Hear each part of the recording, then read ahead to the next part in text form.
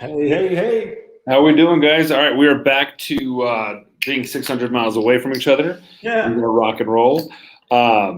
We may have another joint one coming up next month. We're trying to work it out to where I get back down up there to Midlothian, so that should be a lot of fun. And looking forward to that. But today we're going to do a little less on the forms because I think people are getting a little tired of seeing those. We will be preparing a class very soon on the changes that went into effect in September to make sure you guys know what they are and know what to look for on those and understand the most up-to-date form and how to explain that to your clients. But don't want to do that today because Ken has a really cool PowerPoint idea. I want to go over just explaining notes and the importance of them and how they work. So Ken, take it away, and then when you're ready, share your screen. Okay, will do. So a couple things to start with is one of the things I honestly believe, and I think that if you'll actually take advantage of it, is that a handwritten note is the most inexpensive thing you'll ever do that will create you the most income you'll ever make. Okay, I'm just telling you, if you guys will send handwritten notes to everybody, we're going to go through pieces of that. Now, what I want you guys to do is, and I know this looks pretty antiquated, but this is my little bag. Okay, this little baggie stays in my briefcase at all points in time. Okay, it's got all kinds of stuff in it. It's got my business card that goes inside my handwritten note. Right, it's got a handwritten note inside of it. Right, yeah. It's got I like these little stickers as I'm never too busy for your referral sticker in it that goes inside my handwritten note. Okay, it's got envelopes in it. It's got stamps in it. So I have all this stuff with me at any given time inside my briefcase. And the reason I keep it with me that way is because I believe that if you'll learn how to utilize time that other people waste, it'll make you a fortune, right? So let's say you're at the doctor's office and you're sitting around. Everybody that you're sitting around in the doctor's office, as you look through there, you're going to see this. They're all going to have their phone, right? And they're all going to be doing this. They're looking at it. They're doing Facebook. Nobody's doing anything productive. Nobody's even talking to each other. Now they all have freaking masks on and nobody's even having a conversation with each other, right? They're all just doing this. So instead of sitting there doing that, why don't we just, open up our little database in our phone, which could be as simple as just, your call list of contacts of the people you know, and reach into our briefcase, pull our bag out, and scratch out somebody a really simple handwritten note.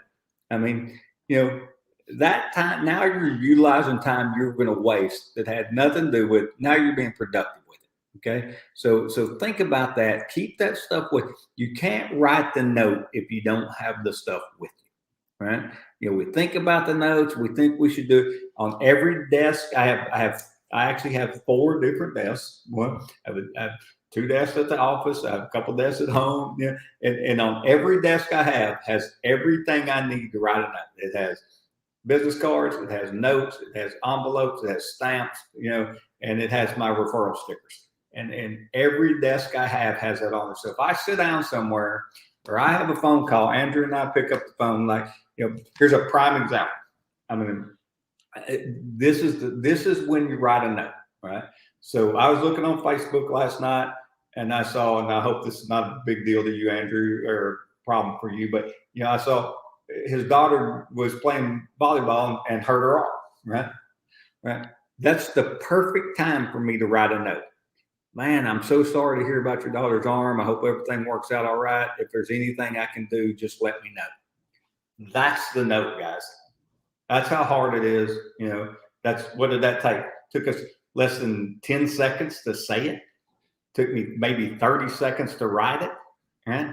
And put it in and send it. Now, when he gets that note, what's he going to do? He's going to go, I mean, I know everybody saw it on Facebook, but Kent's the only one that actually took the time to think about me and my family and write something and send it to me, right?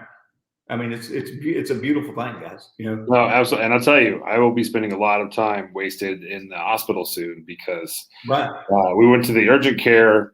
They give us a splint. Now I've got to find an orthopedic person to go and actually cast it and play that game and make sure it's how bad it is. So it's being a parent sucks sometimes. You gotta deal with all the fun and.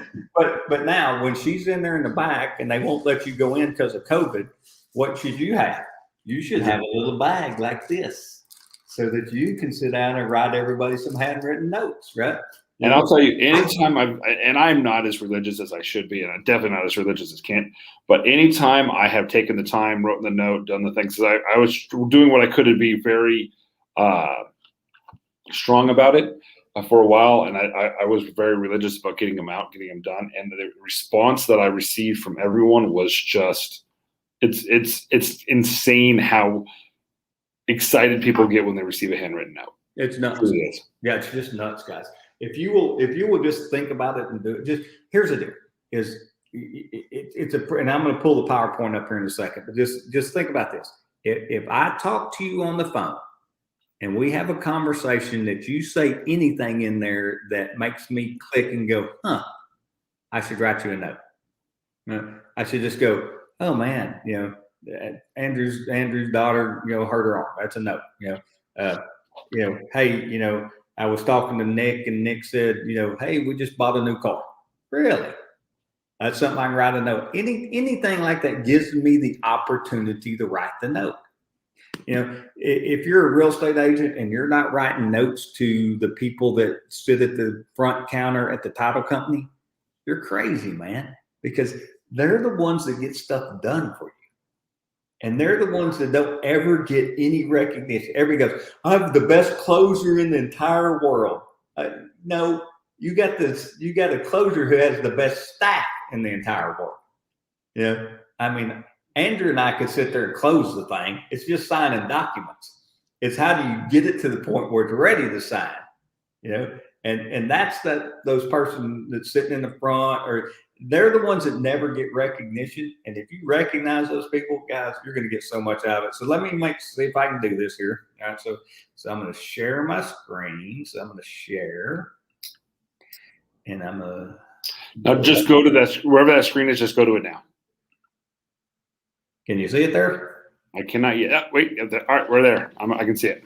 Okay, so that's my desktop, and you can see that on my desktop I have all the things we need there. I have note cards, I have stickers, I have stamps, I have everything we need to get through that, right? So that's the things you have to be prepared to write the note, right? And just look at the note. Just the note itself is not very big. You see, it's only about 4 lines, and I write really big and really sloppy, and I print everything, right? And so, but that's okay. It's not about that. It's about the fact of doing it. All right. So the next thing you got to do is go, okay, so what do I need? So I need note cards, I need stamps, I need, oh, by the way, stickers, I need business cards, and then I need access to my database. So if that can be either through an app on your phone or however you do that. So that's kind of how that works, right? All right.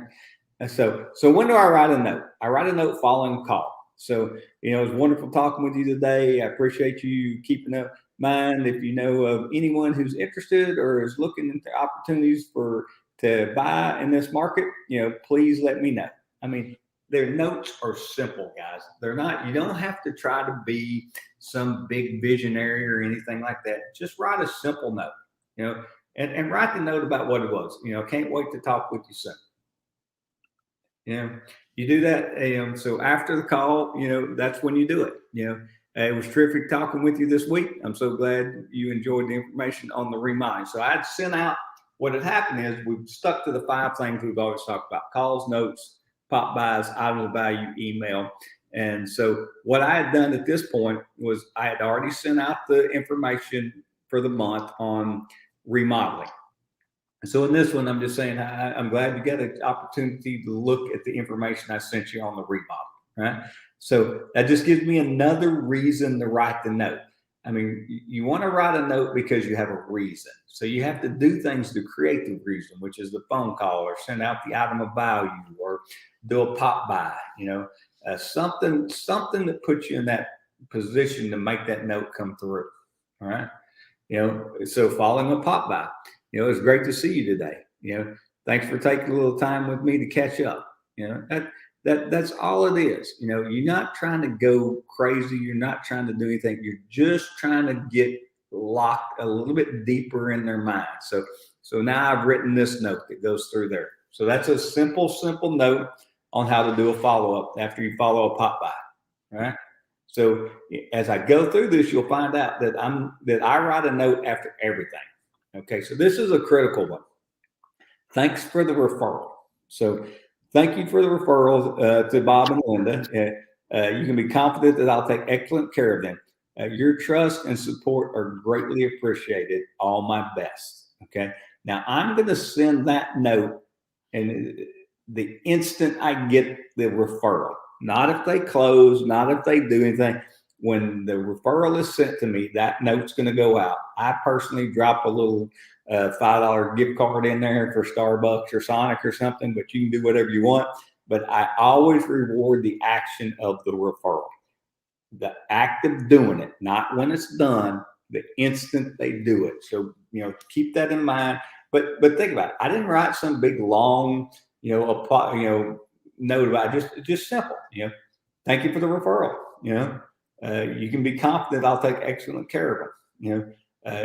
Your trust and support is greatly appreciated. That's all it's got to say. It doesn't have to be more than that, guys. So be sure anytime that somebody sends you a referral, that's the number one.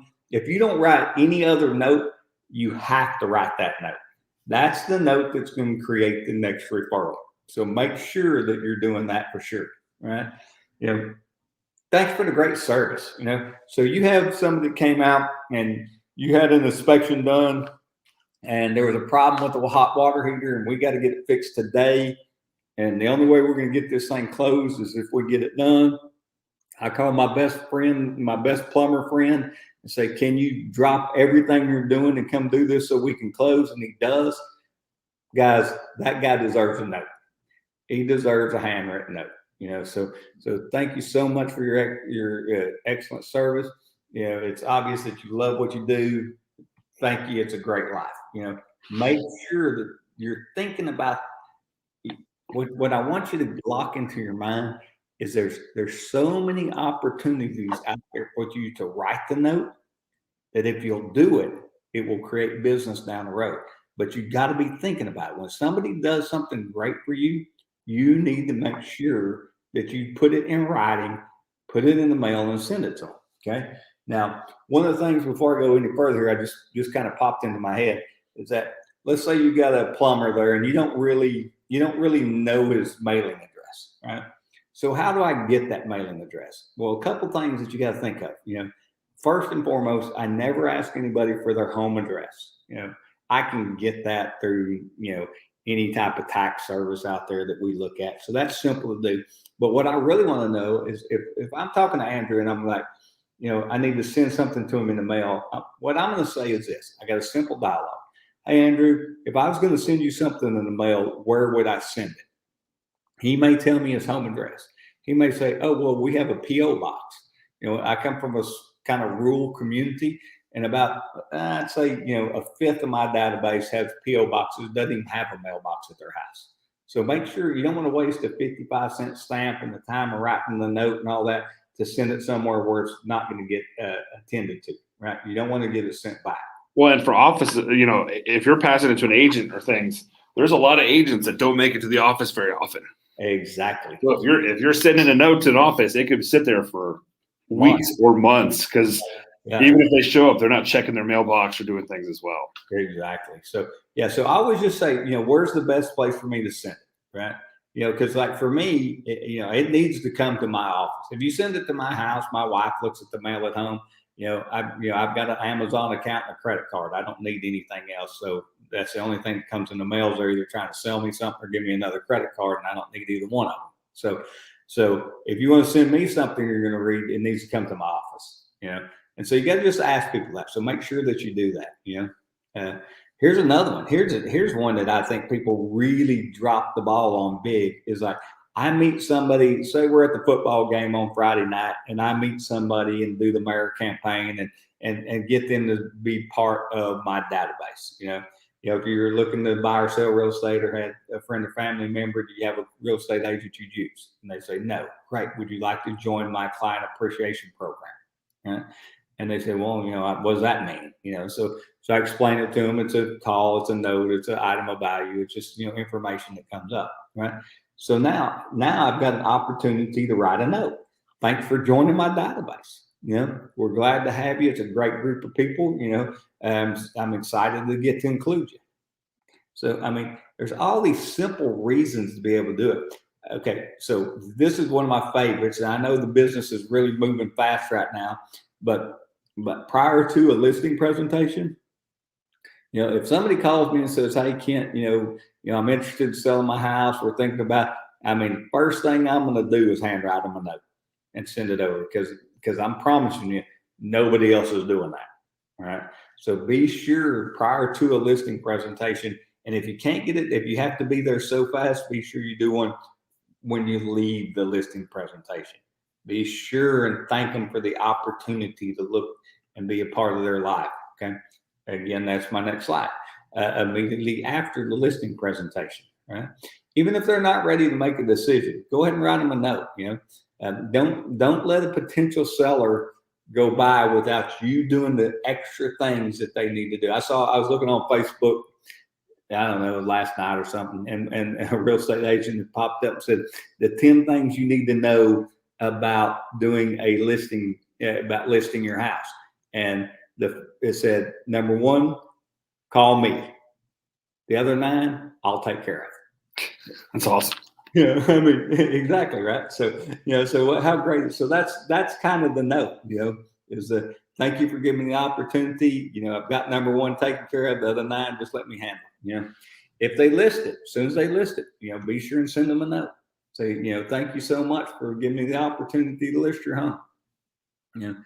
And so anytime during the listing you get opportunity, this is a really good one. Especially, I know listings are moving fast right now. But in the normal world, it's not always going to be the way it is right now. It's sometimes it might go a couple of weeks before they get it. A nice little handwritten note during that couple of weeks, even if it's under contract, is just going to tell them how much you. Because remember, all those people want to know is, can I trust you? Are you good at your job? And do you care about me? Okay, I'm telling you, a handwritten note locks in the fact to them that they know that you care about them. And if you care about them, they're going to send you referrals. So send them any opportunity you get. And I know I'm beating a dead horse here, but it's kind of a big deal, right? If you go out and you do caravans or you do MLS tours, when you go by and look at those other agents, here's what we know: agents that list houses, right? There's way fewer agents that list houses than have buyers, right? So I want the agents that list houses to want me to be the person that brings them the buyer. Okay? So how do I do that? It's by building a relationship with them. So how do I build that relationship with them? Well, one of the ways is if they have a house that's out there on the MLS tour or the caravan, I'm gonna, after we're done, I'm gonna say, man, what a great listing at 123 Main Street. That was awesome. Hope so. I've got a buyer, or I hope I can get you a buyer, and I'm gonna send them a note. Now, when that happens, they're going to go, wow, Kent, he's pretty good. He's a pretty good guy. I think, I've got 7 offers here, but, they're all pretty close. I'm talking to my seller going, yeah, this is a good guy. He's going to get it done and he's going to take care of us.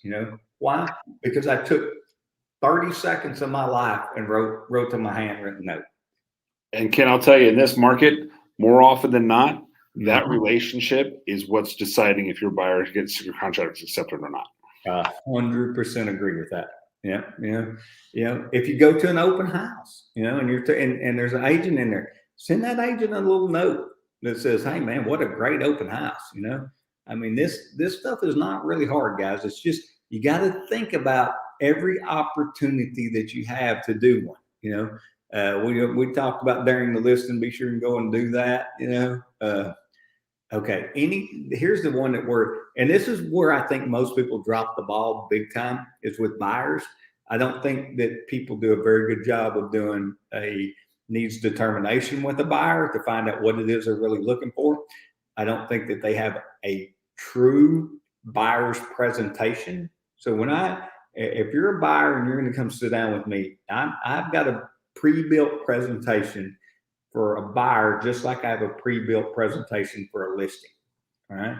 I want that buyer to feel important and feel that I know they're important, right? Because they only want to know, can I trust you? You good at your job? You care about me, right? So that's an important thing. So once we get through that, then I'm going to go ahead and just drop them a little note that says, hey, thank you so much for coming in and spending time with me.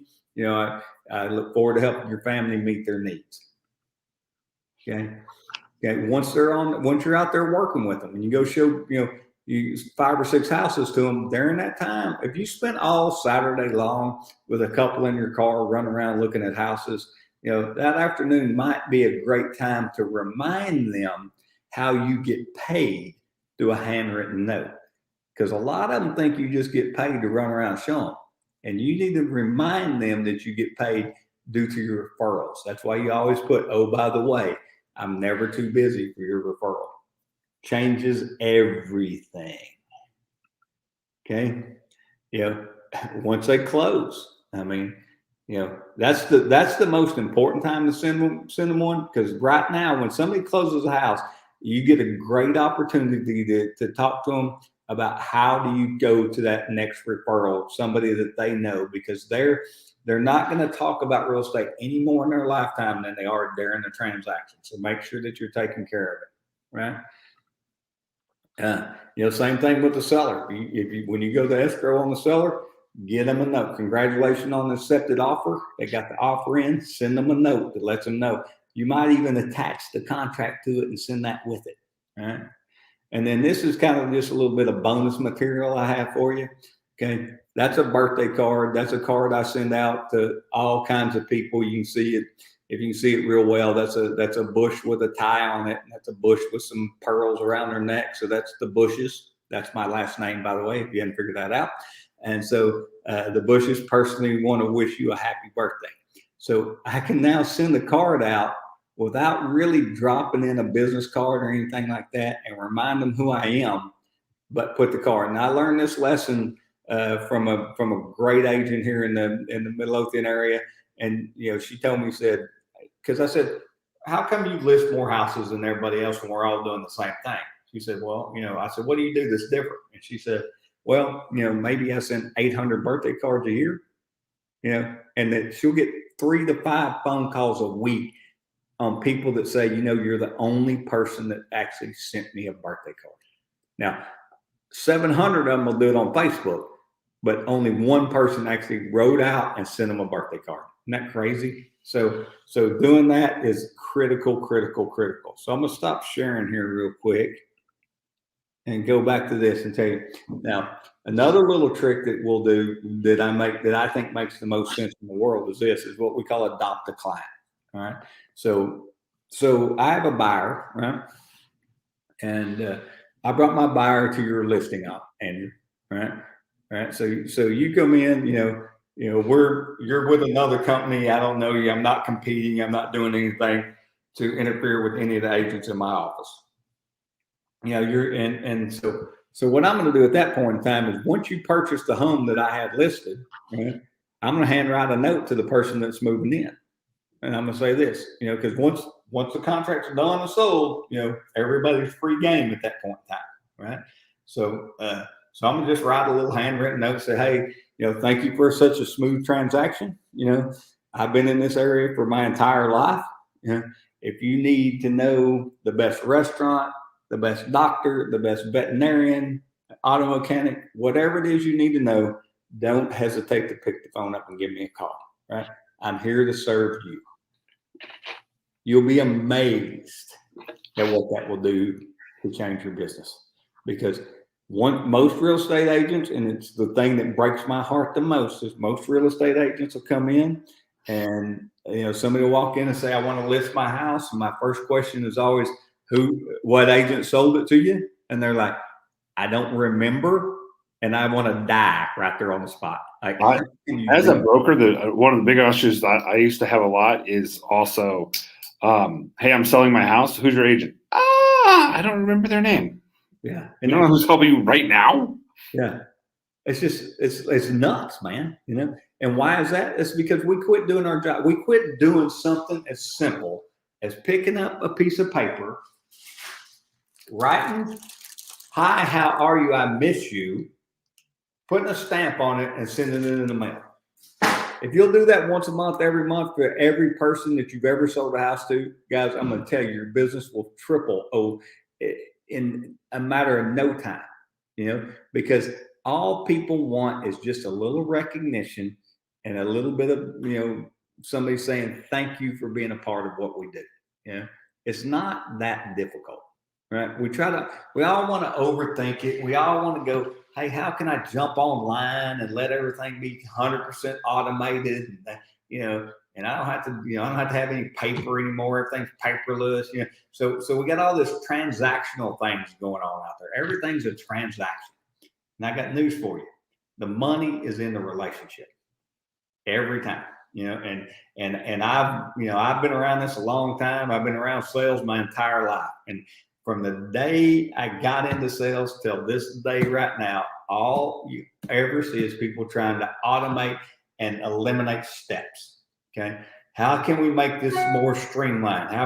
Well, I can tell you right now, calls, notes, pop buys, items of value, emails. That's how you streamline this thing. 5 things. I'm not asking you to do 500 things. I'm asking you to do 5 things. Okay. And the number one thing, if you don't do any of the other 5, if you will just take the time to sit down and handwrite that note, right? The handwritten note is the most inexpensive thing you'll ever do. It'll make you the most money you'll ever make. And I know that sounds like a cliche. It's a fact, right? And so one of these days, I'll send the link out. I'll get it to Andrew, see if we get posted somewhere where it's actually George H. Bush. And his entire life, he wrote 10 handwritten notes a day. And there's no telling who. Some to his wife, some to the people he's working with in his office, some to other diplomat, whoever, even before. But he wrote 10 handwritten notes every single day, right? 5 days a week. Now think about that. This is the president of the United States, probably the most scheduled person in the entire world, right? There may be nobody in this entire world that has a more full schedule that's done minute by minute, not hour by hour or 30 minute by minute in their entire life. And this guy had time to write 10 handwritten notes a day. Now, if that's the case, what gives you the excuse not to do it? Right? I mean, think about that, So, all right, man. Hey, I don't know. That wasn't very long, but that was my 2 cents worth there, buddy. It wasn't, but some people don't have an hour sometimes, so there's no reason we have to go hours every day. And it's such a valuable point. I mean, you receive a handwritten note, you don't throw it away.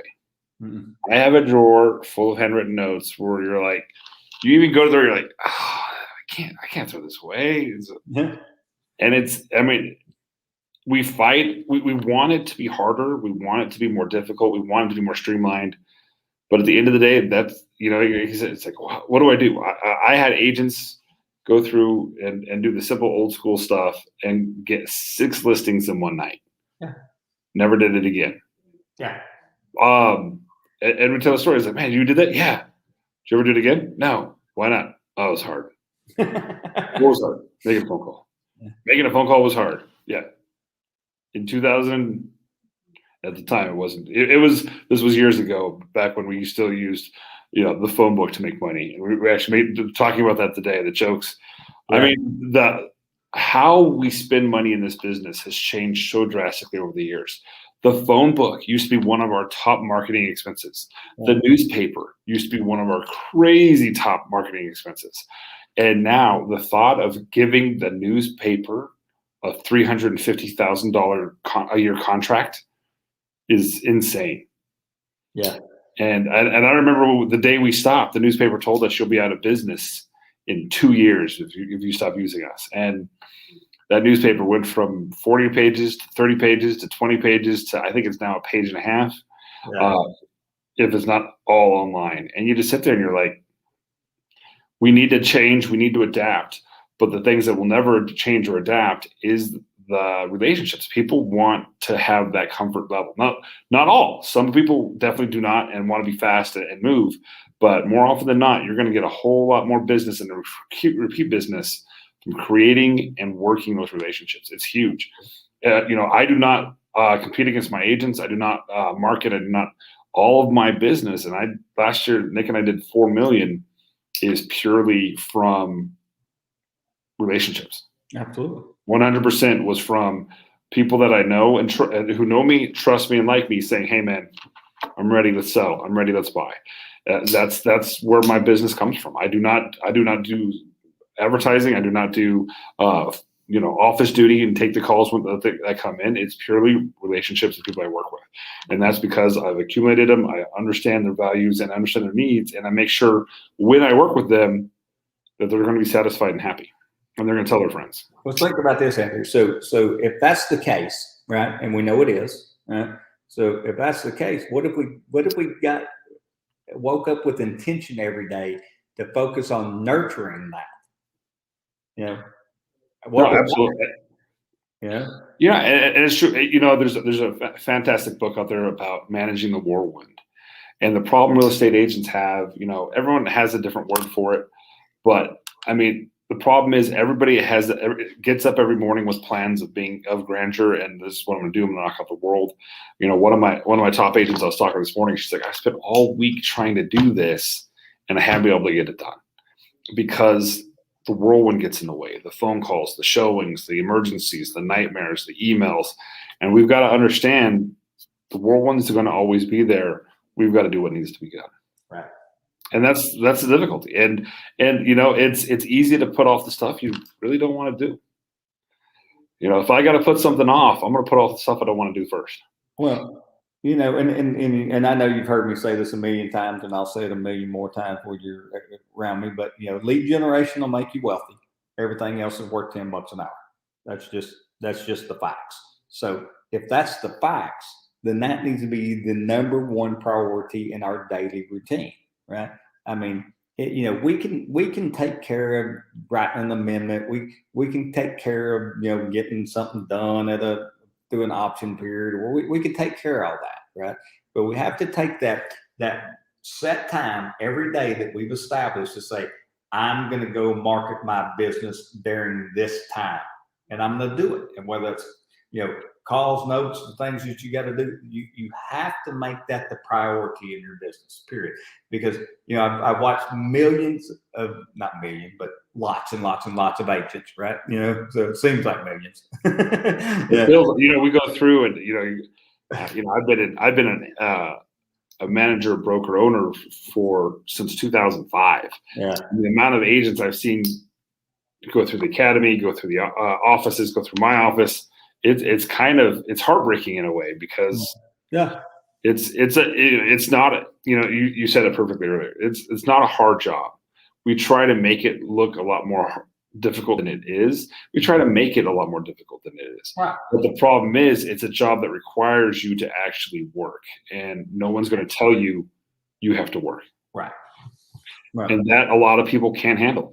And it's sales. You could have the hard thing for being a broker. I could look at two guys and I could look at a guy and say, man, this guy looks the part, he dresses the part, he drives the right car, he's going to kill it. And that guy can't sell a house to save his life. Nope. Then you look like another person, you're like, what the heck? And that person just rocks it because we can't sell anything until we can sell ourselves. And if you're selling a fake truth or you're selling nervousness or whatever it is, it doesn't work. I had an agent one time. He was just shy of 400 pounds, only wore T-shirts that had cigarette holes in them because he smoked like a chimney. He was 22 years old. And you look at this kid and you're like, this kid is going to starve to death. And he rocked it because he was insanely smart. He was going into school to be an engineer and killed it and was so confident and knew his stuff and was so successful at what he was doing. You're like, he almost said, I'm giving up engineering. Didn't fall in love with it. He left us and became an engineer with the military. But I mean, you look at him, you'd be like, this guy's not going to do very well. Mm-hmm. You have another guy, just looks the part, acts the part, former military, drives a nice car, and you're like, this guy's going to kill it, and just floundered for years because who knows? And it's just one of those things that in this business, there's no guarantees on who's going to make a good salesperson or not. Right. Well, here's what I would say about that is that I can guarantee you they're going to be a good salesperson if they do the 5 things we talk about. The ones that don't do that are going to struggle, you know.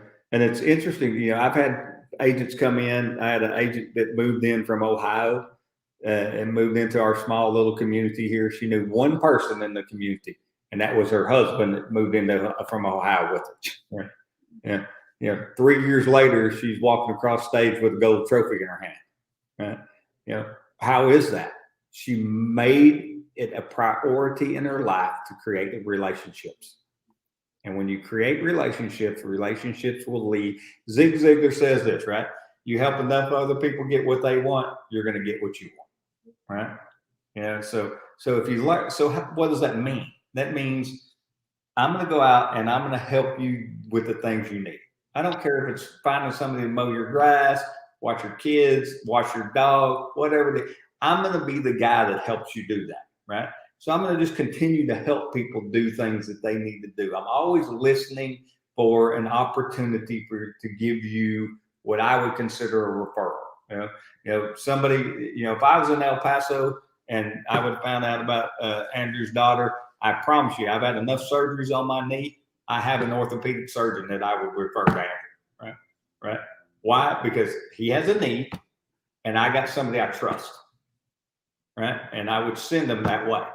You know, that's just a simple thing, you know. But if I wasn't thinking about it and I wasn't listening to what Andrew was doing, I wouldn't know to do that, right?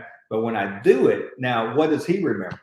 You know, he remembers, man, Kent went out of his way because he saw something happen and went out to try to take care of me and my family.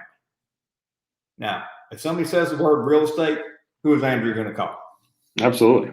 Yeah, that's how simple this is, guys. I mean, you know, we try to make this all just so hard. You know, one of my favorite things to say is this: is that, you know, this is not rocket science.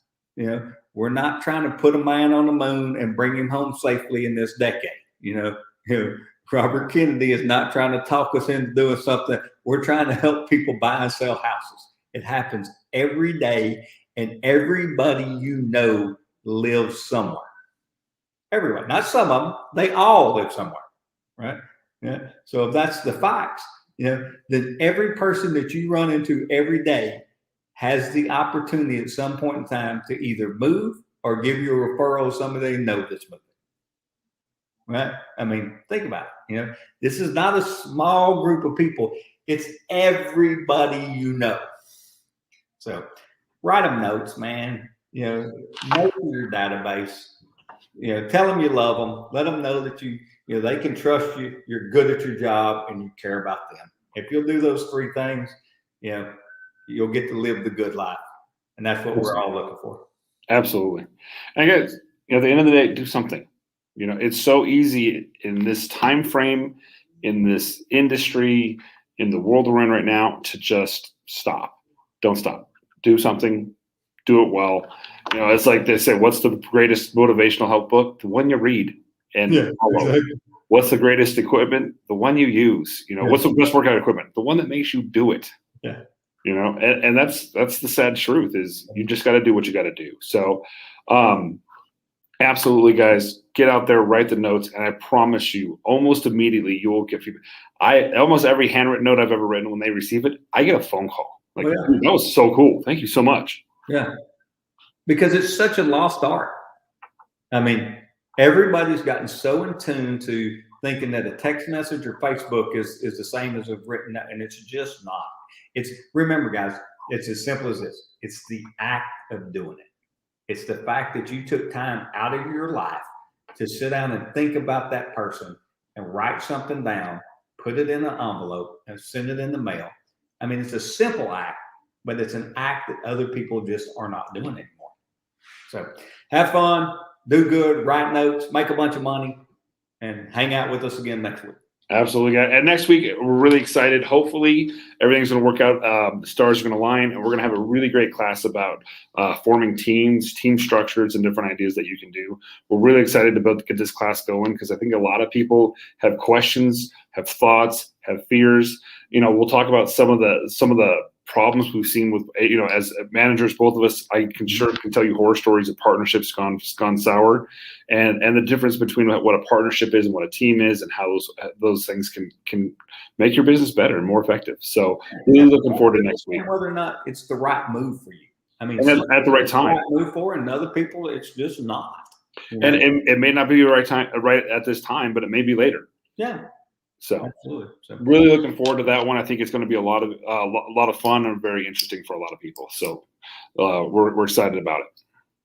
Yeah. All right, guys. We'll see you next week. Appreciate it. All right, buddy.